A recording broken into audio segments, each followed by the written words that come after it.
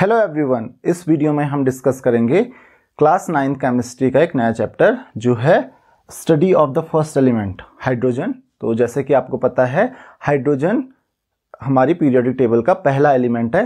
तो इस पूरे चैप्टर में हम हाइड्रोजन के बारे में पढ़ने वाले हैं। तो हमारे सामने क्वेश्चन आता है कि हाइड्रोजन को हम अलग से क्यों पढ़ रहे हैं, हाइड्रोजन की स्टडी हम अलग से क्यों कर रहे हैं, हाइड्रोजन की स्टडी बाकी के एलिमेंट्स के साथ क्यों नहीं कर रहे हैं, और क्या हम हर एलिमेंट को अलग अलग स्टडी करने वाले हैं। तो इसका आंसर है नहीं। तो हाइड्रोजन को ही हम अलग से स्टडी करते हैं। तो आपको अभी पता चल जाएगा कि क्यों हम हाइड्रोजन की स्टडी अलग से करते हैं, क्योंकि हर एलिमेंट की अलग अलग स्टडी बहुत मुश्किल हो जाती है हमारे लिए। तो हम उनको ग्रुप वाइज स्टडी करते हैं, लेकिन हम हाइड्रोजन को किसी पर्टिकुलर ग्रुप में नहीं रख पाते हैं।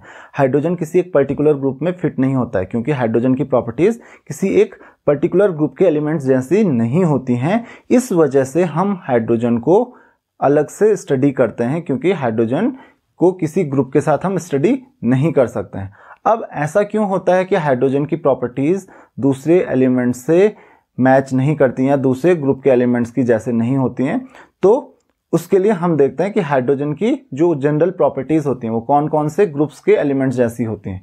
So let's start with the position of hydrogen in periodic table. कि हाइड्रोजन की जो पीरियोडिक टेबल में पोजीशन होगी वो कौन सी पोजीशन होगी। तो सबसे पहले अगर हम बात करें हाइड्रोजन का इलेक्ट्रॉनिक कॉन्फ़िगरेशन, तो आपको पता है हाइड्रोजन का इलेक्ट्रॉनिक कॉन्फ़िगरेशन होता है 1।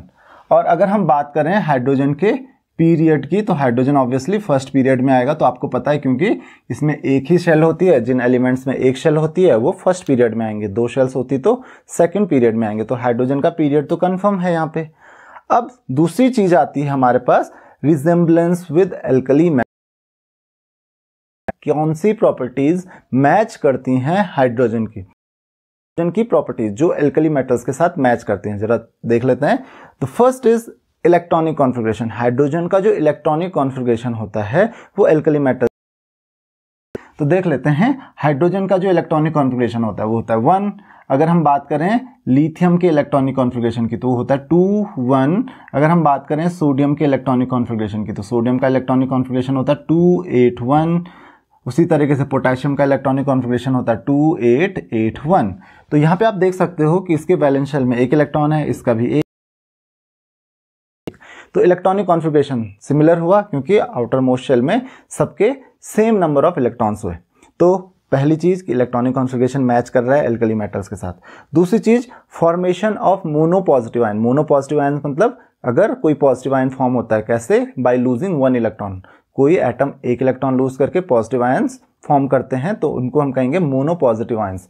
तो जो हाइड्रोजन होता है वो मोनो पॉजिटिव आयंस फॉर्म करता है। कैसे? क्योंकि आपको पता है हाइड्रोजन के वैलेंस शेल में एक इलेक्ट्रॉन होता है तो वो H+ आयन फॉर्म करेगा और एक इलेक्ट्रॉन लूज करेगा। सिमिलरली जैसे लिथियम जो होता है वो Li+ और एक इलेक्ट्रॉन लूज करता है, या फिर सोडियम भी क्या करता है? Na+ आयन फॉर्म करता है और एक इलेक्ट्रॉन लूज करता है। और पोटेशियम भी K+ आयन फॉर्म करेगा और एक इलेक्ट्रॉन लूज करेगा। तो आप देख सकते हो एल्कली मेटल्स की ही तरह हाइड्रोजन भी एक इलेक्ट्रॉन लूज कर रहा है और पॉजिटिव आयन फॉर्म कर रहा है।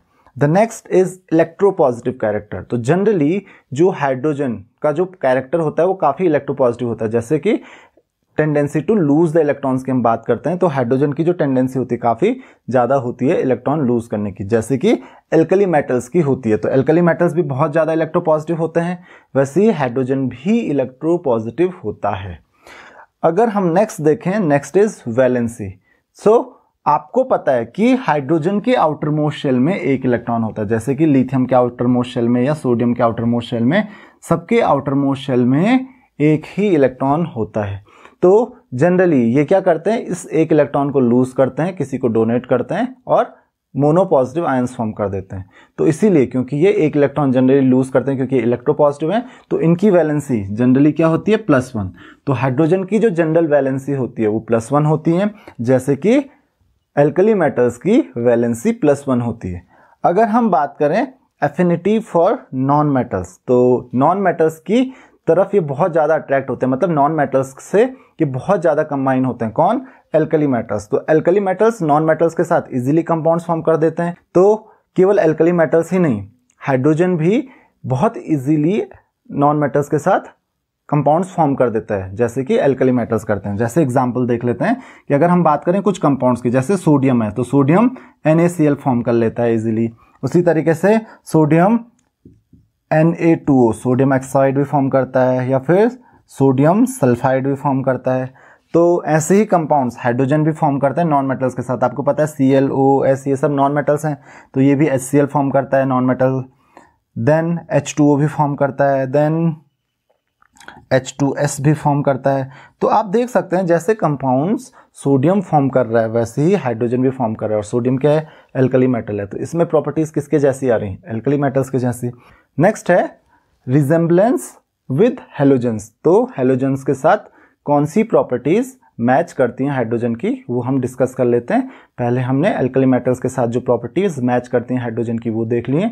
उनमें से एक प्रॉपर्टी थी रिड्यूसिंग कैरेक्टर, जो कि अभी मैंने आपको बताया नहीं।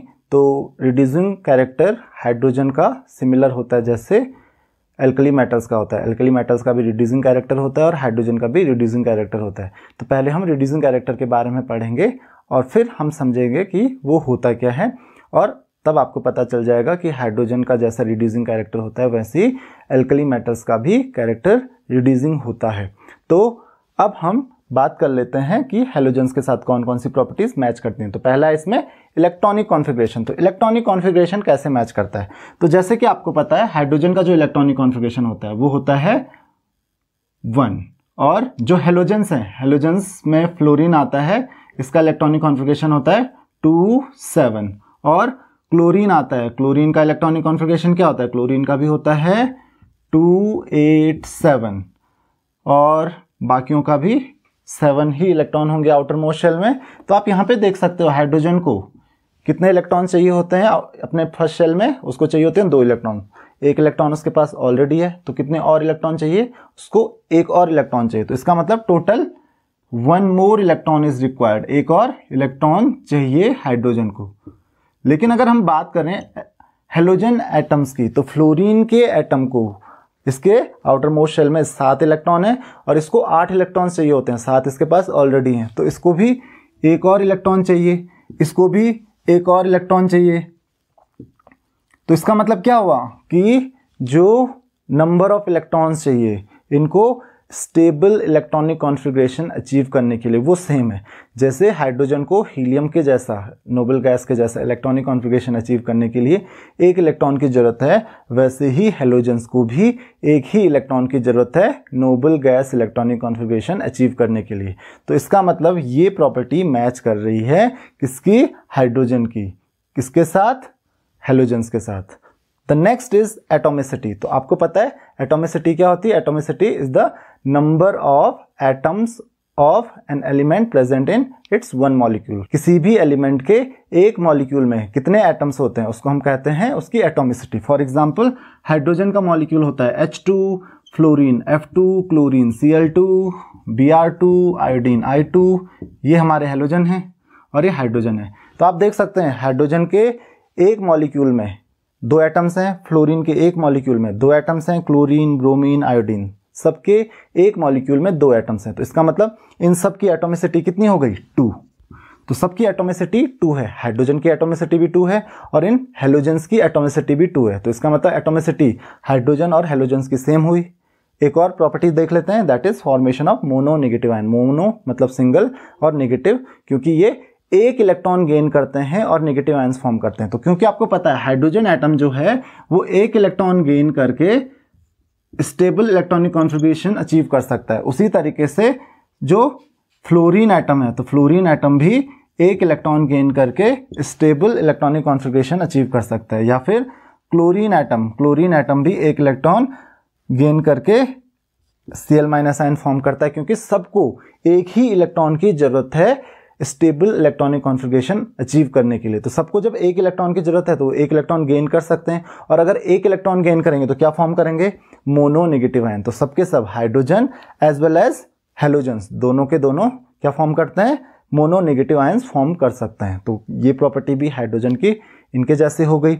Next is non metallic character. तो आपको पता है हाइड्रोजन नॉन मेटेलिक होता है और हेलोजेंस भी नॉन मेटेलिक होते हैं। तो ये नॉन मेटेलिक कैरेक्टर जो है हाइड्रोजन का और किसका, इन हेलोजेंस का, वो क्या है, सेम है। The next is combination with metals. तो मेटल्स के साथ ये हाइड्रोजन कंबाइन होता है जैसे कि हेलोजेंस कंबाइन होते हैं। तो आपको पता है मेटल्स के साथ कंपाउंड फॉर्म करते हैं जैसे NaCl या फिर MgCl2। उसी तरीके से हाइड्रोजन भी फॉर्म कर सकता है मेटल्स के साथ, जैसे सोडियम के साथ ये NaH फॉर्म कर सकता है, मैग्नीशियम के साथ MgH2 फॉर्म कर सकता है। तो जैसे कि नॉन मेटल्स के साथ जो नॉन मेटल्स हैं वो मेटल्स के साथ कंबाइन होते हैं, हेलोजेंस जैसे कि मेटल्स के साथ कंबाइन होते हैं, वैसे ही हाइड्रोजन भी मेटल्स के साथ कंबाइन होके उनके कंपाउंड्स फॉर्म कर सकता है। नेक्स्ट है आपके पास कॉम्बिनेशन विद नॉन मेटल्स। तो नॉन मेटल्स के साथ भी हेलोजेंस कंबाइन होते हैं और कंपाउंड्स फॉर्म करते हैं। उसी तरीके से हाइड्रोजन भी नॉन मेटल्स के साथ कंबाइन होकर कंपाउंड्स फॉर्म करता है। जैसे कि अगर हम बात करें एक कंपाउंड की, ये है CCl4 या फिर SiCl4। तो आप देख सकते हो CCl4 ये नॉन मेटल है, कार्बन, ये Si ये भी नॉन मेटल है और उसके साथ हेलोजेंस कंबाइन होते हैं। तो हाइड्रोजन भी कंबाइन होता है और फॉर्म करता है CH4 या फिर SiH4 एटसेट्रा। तो ये कुछ कंपाउंड्स हो गए जो कि नॉन मेटल्स के और मेटल्स के साथ वो फॉर्म करते हैं। तो इनकी प्रॉपर्टीज, जैसे कि हेलोजेंस मेटल्स के साथ कंपाउंड फॉर्म करते हैं, वैसे ही हाइड्रोजन भी मेटल्स के साथ कंपाउंड फॉर्म करता है। और जैसे हेलोजेंस जो होते हैं वो नॉन मेटल्स के साथ कंपाउंड्स फॉर्म करते हैं, वैसे ही हाइड्रोजन भी नॉन मेटल्स के साथ कंपाउंड्स फॉर्म करता है। तो ये कुछ प्रॉपर्टीज हैं जो हाइड्रोजन की मैच करती हैं हेलोजेंस के साथ। अब अगर आप देखें तो आपको मैंने अभी बताया था कि जो हाइड्रोजन होता है, हाइड्रोजन की अगर हम पीरियड की बात करें तो पीरियड कौन सा होता है हाइड्रोजन का, ये फर्स्ट पीरियड होता है। तो फर्स्ट पीरियड तो कंफर्म है। लेकिन अगर हम ग्रुप की बात करें कि हाइड्रोजन कौन से ग्रुप में है, क्योंकि पोजीशन के लिए हम बात कर रहे हैं किस चीज की, position of hydrogen in period table. तो ग्रुप जो होता है, तो ग्रुप एल्कली मेटल्स का भी हो सकता है या फिर 17th ग्रुप हेलोजेंस का, क्योंकि आपको पता है हेलोजेंस 17th ग्रुप के एलिमेंट्स हैं और एल्कली मेटल्स फर्स्ट ग्रुप के एलिमेंट्स हैं। तो इसकी कुछ प्रॉपर्टीज फर्स्ट ग्रुप के एलिमेंट्स से मैच करते हैं। फर्स्ट ग्रुप सबसे ज्यादा लेफ्ट में होता है जबकि 17th ग्रुप राइट में होता है। तो कुछ प्रॉपर्टीज तो फर्स्ट ग्रुप के एलिमेंट्स के जैसी हैं और कुछ प्रॉपर्टीज 17th ग्रुप के एलिमेंट्स के जैसी हैं। तो हम इसको फर्स्ट ग्रुप में रखें या 17th ग्रुप में रखें, अभी भी एक कन्फ्यूज़न है। तो क्योंकि अभी भी हमारा ये कन्फ्यूज़न दूर नहीं हुआ है, कुछ प्रॉपर्टीज़ इसके फर्स्ट ग्रुप के एलिमेंट्स की जैसी हैं, कुछ प्रॉपर्टीज़ 17th ग्रुप एलिमेंट्स जैसी हैं। तो इसको ना हम फर्स्ट ग्रुप में रख सकते हैं ना 17th ग्रुप में रख सकते हैं। तो इसीलिए जो पोजीशन है हाइड्रोजन की पीरियोडिक टेबल में, पीरियड तो कंफर्म है, फर्स्ट पीरियड ही होगा, लेकिन ग्रुप क्योंकि डिसाइड नहीं हुआ है तो पोजीशन के लिए पीरियड और ग्रुप दोनों डिसाइड होने चाहिए। तो इसका जो ग्रुप है अभी भी क्लियर नहीं है, इसी वजह से जो हाइड्रोजन की पोजीशन है पीरियोडिक टेबल में वो अभी तक क्लियर नहीं है। तो इस लेक्चर में इतना ही। होप कि आपको ये बात समझ में आ गई होगी कि हाइड्रोजन की जो पोजीशन है वो इतनी कंट्रोवर्शियल क्यों है।